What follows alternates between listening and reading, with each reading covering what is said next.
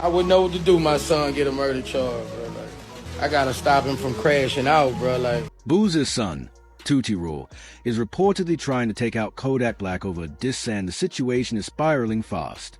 The whole hip-hop community is on edge, and law enforcement is watching every move. What started as Instagram posts and online tough talk has escalated into something serious. Tootie was reportedly running around with switches, sawed-off shotguns, machine guns, and silencer sections that have now landed in federal charges and put multiple rappers in danger. Though we're talking about weapons charges and willful obstruction of law enforcement that could keep him behind bars for decades. But the story behind this beef goes deeper than anyone expected. The messages have surfaced where Tootie allegedly says he can't wait to catch a rapper and shoot them. He's also reportedly been stalking Lil Crick since 2023, trying to carry out these threats.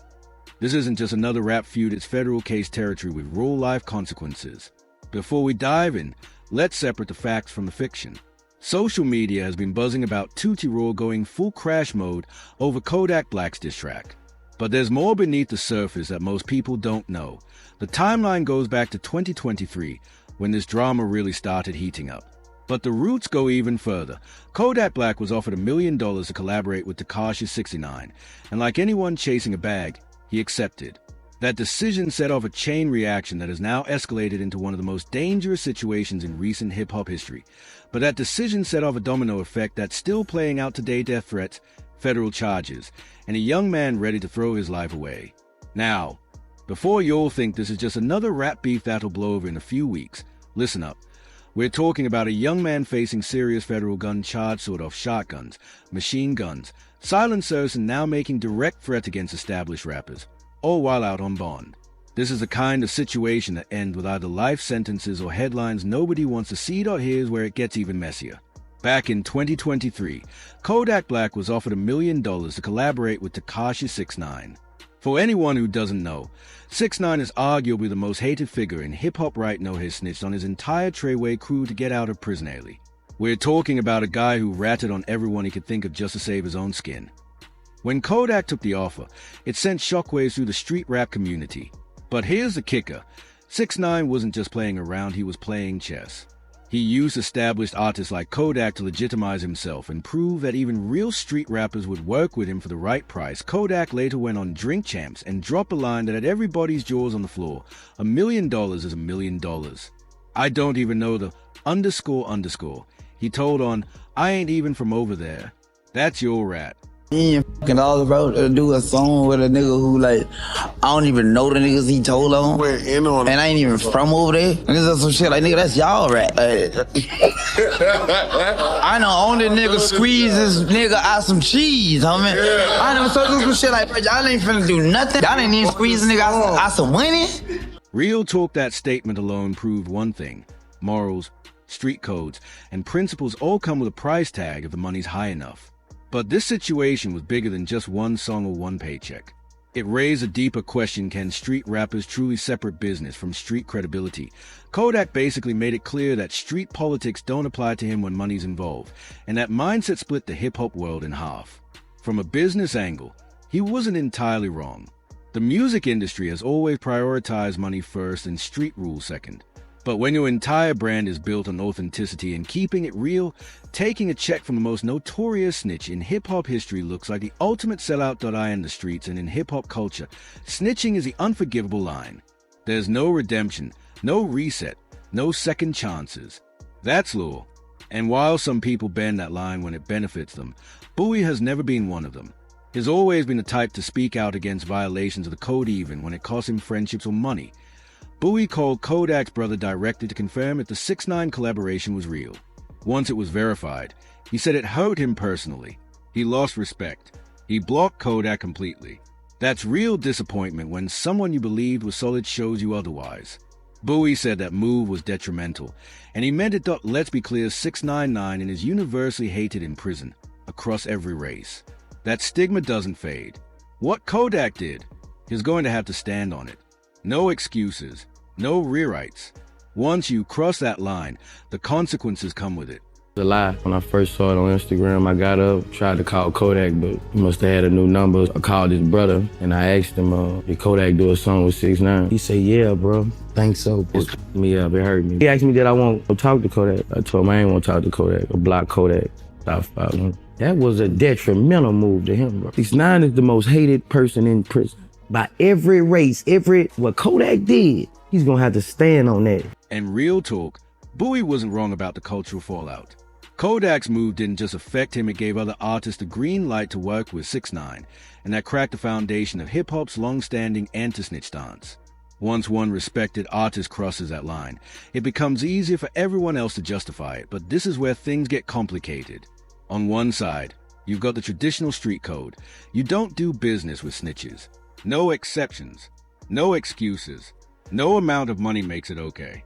On the other side, you've got the modern rap industry, where snitching is slowly being normalized and profit is being placed above principles.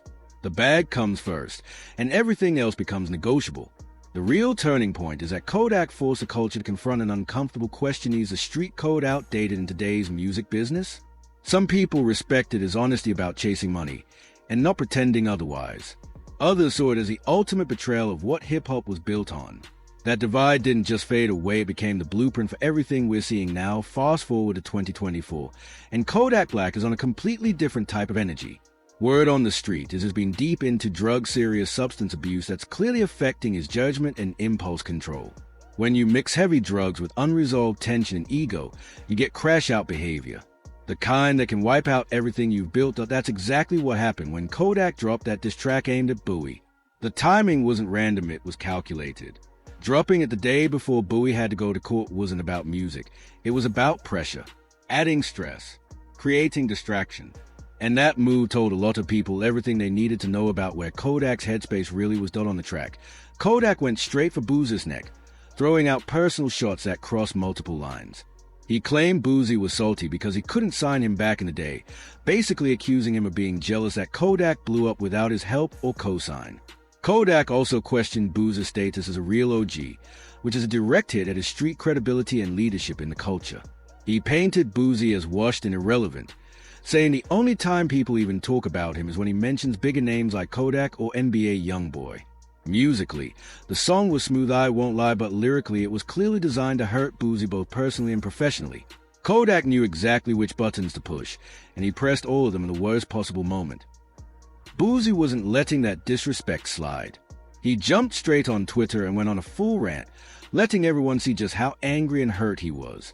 His first tweet set the tone. You wait till the day before I go to court to drop a weak-ass diss song. LOL. You a clout-chasing crackhead. You know what I got going on and still do this the day before court? You a real clown. Calling someone a crackhead is about as disrespectful as it gets in hip-hop, and Boosie was just getting started and he kept firing, saying, when the last time you heard somebody say, put on that new Kodak, you done. Bro, your career over. Your music trash and your looks even worse. Only time you relevant is when you mention me or YB. That was personal attacking his music, his appearance, and his relevance all in one breath. The most savage line came next. Boosie said, I know you holding the phone like Pookie from New Jack City, waiting on bad news. You gon' be up all night smoking that SHT, wishing bad on me. Asterisk, let that sink in. He painted Kodak as a strung-out addict sitting by the phone, hoping something bad would happen with his court case. Then Boosie delivered the ultimate street diss. One thing won't happen, though I won't be checking PC like you did. PC means protective custody. That's questioning someone's gangster at the highest level possible. The hashtag said everything #CCC, short for clout-chasing crackhead. Boosie literally created an acronym just to disrespect Kodak, which shows how deep the anger and disappointment really ran. Now this is where the elephant in the room comes in: Boosie's son, Tootie. This is the same young man who got hit with serious federal weapons charges that read like a GTA loadout: possession of a sawed-off shotgun, a sawed-off rifle, a machine gun, a dangerous weapon, a silencer, plus willful obstruction of law enforcement. These aren't light charges, we're talking federal time that could put him away for decades. These aren't state charges you can plead down to probation. Federal weapons cases, especially ones involving machine guns and silencers, come with mandatory minimums. Judges don't have wiggle room. Even if they wanted to show mercy, they can't. This is a kind of situation where you lay low, hire the best lawyers money can buy, and move in silence. But instead of doing that, Tootie jumped headfirst into his father's beef. That's crash-out behavior at its purest, making an already bad legal situation even worse by drawing unnecessary attention to yourself. Tootie went on Instagram and posted, "I'm really in the streets with this. Go ask your big dog about Lil Rule. I'll put that belt down on you. I ain't got no pics with this stuff, and I'm ready to go to war. If who against me, we on y'all." That's a direct threat of violence while he's out on federal bond. In street language, put that belt down means putting someone in a coffin. I ain't got no pics means is claiming he's smart enough not to post evidence of weapons. And we on y'all is a blanket threat to anyone who has smoked with him or his family. Here's where it gets even crazier. Tootie has been trying to establish street credibility for years, and people see right through it. The comments were ruthless, calling him soft, saying it's just Boosie's privileged son who never had to struggle. That kind of disrespect hits different when someone is desperate to prove they're really about that life. And desperation mixed with ego is a dangerous combination. Things escalated fast when Lil Crix jumped into the mix. Crix is tied in with Kodak's Florida circle, and once he started reposting Tootie's threats and laughing at them, the situation turned serious. What most people don't realize is this didn't start overnight. Tootie had been pressing Lil Crix since 2023. We're talking about months of harassment and threats, which makes it clear this wasn't just about defending his dad, it was about a young man looking for any excuse to prove himself through violence. Lil Crix later posted screenshots showing Tootie had been flooding his DM for months, trying to provoke him. Crix ignored it at first because he didn't take Tootie seriously, but that only made Tootie more frustrated and reckless.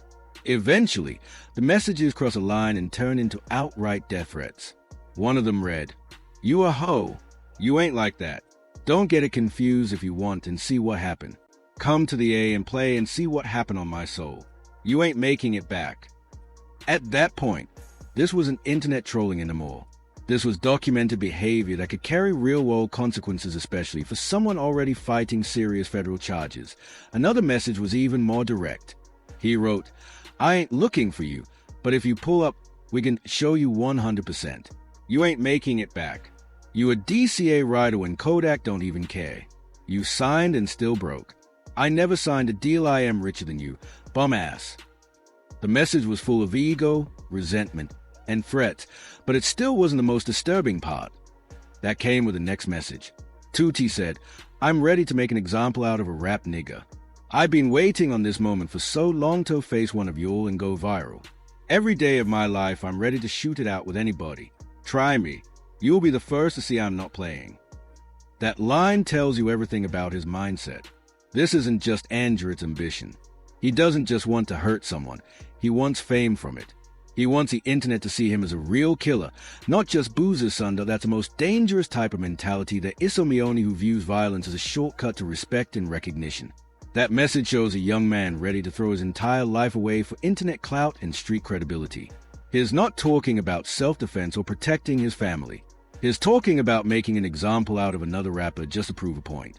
For anyone wondering why Tootie is moving this reckless, you have to understand the pressure that comes with being a rapper's child in hip-hop culture. People automatically assume you're soft if you grew up with money, especially if your parent came from the trenches. Tootie has lived with that label his whole life. When people look at him, they don't see someone who earned his stripes, they see Boosie's son. A kid who lived in nice houses, went to good schools, and had opportunities most kids in the hood never did. The streets talk, and a lot of people don't take Tootie seriously because they believe his father's money and fame shielded him from real struggle.